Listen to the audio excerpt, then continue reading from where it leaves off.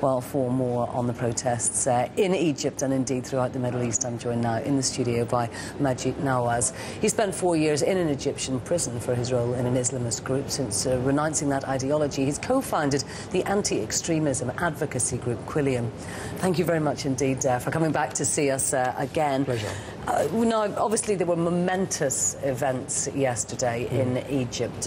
But was that statement by President Mubarak enough, or has it indeed split opinion in Egypt, with those who think that 7 months is long enough and those who think that they need some action now? Well, I think Mubarak was always intending to split opinion, and this is a manoeuvre that he's done deliberately to achieve that effect. People I've spoke to on the ground, including the leaders of the opposition, people I spend time in prison with, they're insisting that any voices that are saying that this is sufficient are a tiny minority, equivalent to, for example, the 200 or so pro-Mubarak protesters that we saw on some of the television screens yesterday. There are bound to be some of those voices, but the overwhelming majority are reading this speech as Mubarak being his delusional self. I mean, here's an octogenarian who's been in power for 30 years and is used to basically being in power and is unable to think outside of that box. I don't think he's fully realized what's happening around him.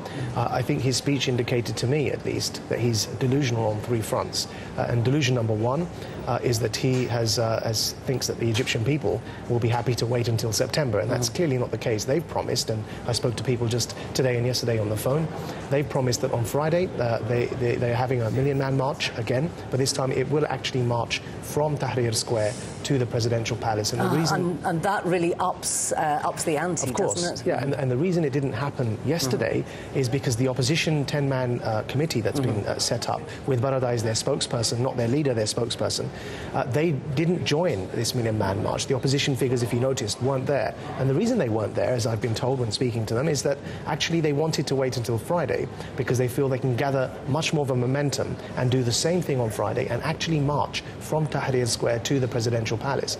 That's delusion number 1, that Mubarak thinks that they're willing to wait. Delusion number 2 is Mubarak blaming external forces in this speech, when actually what the Egyptian people are saying resoundingly is that the one person he should be blaming is himself. He's the man who's been in power for 30 years.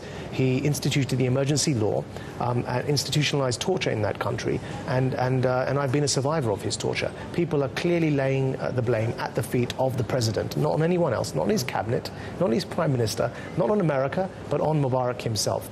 And delusion number 3 is if he thinks that the vice president, Omar Suleiman, that he called for to negotiate or begin negotiations with the opposition, if he thinks that Omar Suleiman is able to do that with the opposition before he steps down, then he's mistaken.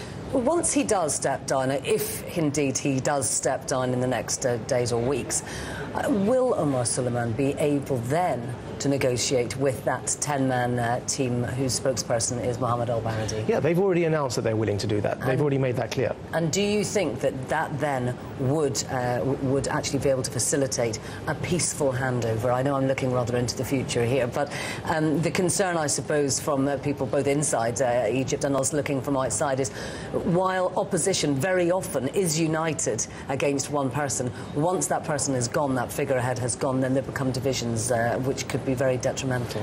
You're right in saying opposition is united in the person of, or against the person of Mubarak, and that's why Mubarak has become a liability for Omar Suleiman himself. Omar Suleiman, I think, actually realizes that. He realizes that the presence of Mubarak is a liability to Israel and the peace process and the continuance of the peace process. He's a liability to Omar Suleiman personally and the old guard who wish to continue in their positions after Mubarak's gone. He's a liability to Egypt-West relations as well. So Omar Suleiman has an incentive to first of all nudge Mubarak to leave and then begin those negotiations. As for your question as to whether it will work and the divisions that will emerge after that, I think actually that could turn out in the favor of the Egyptian people, because Omar Suleiman, putting aside our concerns of his person and the fact that he was military intelligence chief and everything he's done, in that role, including torture in Egypt, I think that here's a man who is very serious and very feared and respected for what he does. And when he steps in, he's able to negotiate with his 10-man committee and make sure that this people's uprising, this genuinely democratic expression of the Arab peoples, is not hijacked by extremist forces. And Omar Suleiman's speciality is that, in the role that he's been playing for a long time. So I think it may actually help preserve the democratic nature of the revolution. And he can offer them a carrot, that he can grant them the military's backing for a civilian government, but then he in turn should step down down from the vice president position and return to being merely chief of intelligence. He shouldn't have a political role.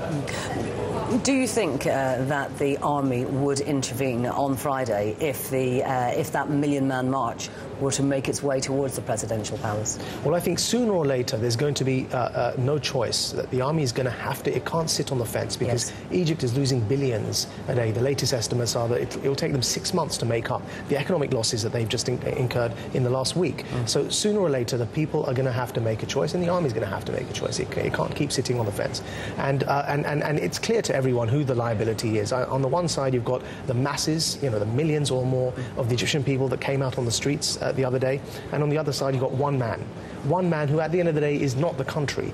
He is not Egypt. He was at one stage the president of Egypt, but that's all he was. He was a man. And once this man is removed, Egypt can then look forward, move on, and regain its trade. Before you go, I'd like to ask you a little bit about what's happened in Yemen, because we've had, again, a leader of similar duration saying that not only will he stand down, but also that his son will not take over. Now, there are a lot of concerns about extremism in Yemen, and that because that certain areas of Yemen have been used as al-Qaeda training sites.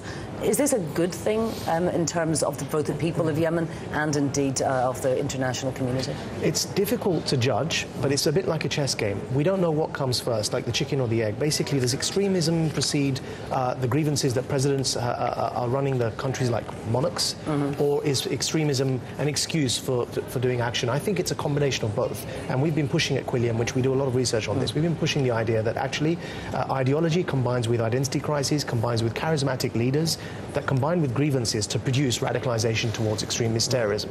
And I think that therefore we have to address all of these factors. We have to address the ideology, we have to address the individuals and hunt and pursue them, if you like, and arrest them and not kill them. We have to address the identity crisis and the grievances. And I think core to these grievances that Arab rulers think that they could rule with impunity for years and years on end and replicate the Guantanamo Bay phenomenon that we see for decades in the Arab world that's been existing, including torture, arbitrary detention, and all of that. And if we can start working on some of that, it may just help in placating some of the extremism we see coming from that region. Mr. Nawaz, thank you very much indeed. Fascinating to talk to you again. Thank you.